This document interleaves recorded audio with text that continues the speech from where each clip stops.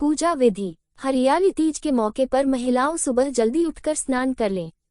स्नान करने के बाद महिलाएं हरे रंग के कपड़े पहन लें और 16 श्रृंगार कर लें। हरतालिका व्रत और पूजा शुरू करने से पहले व्रत का संकल्प लें। घर के मंदिर में भगवान गणेश, भगवान शिव और माता पार्वती की मूर्तियां स्थापित करें।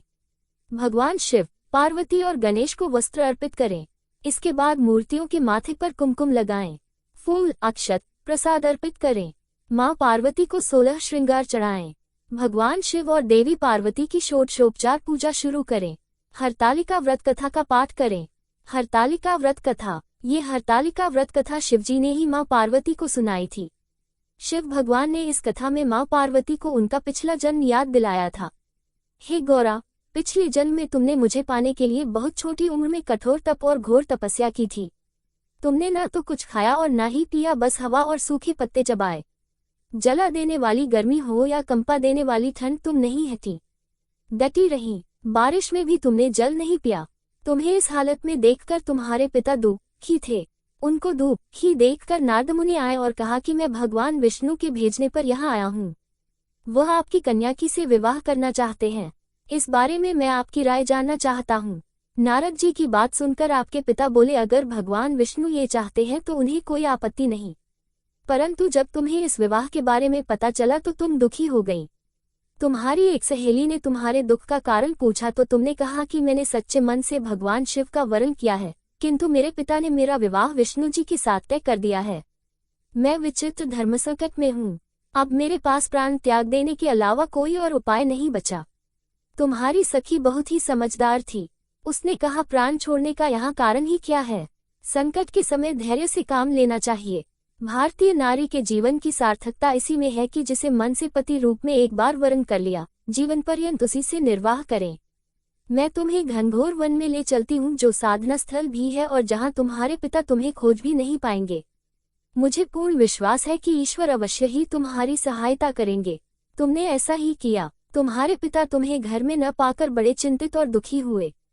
इधर तुम्हारी खोज होती रही, उधर तुम अपनी सहेली के साथ नदी के तट पर एक गुफा में मेरी आराधना में लीन रहने लगी। तुमने रेत के शिवलिंग का निर्माण किया।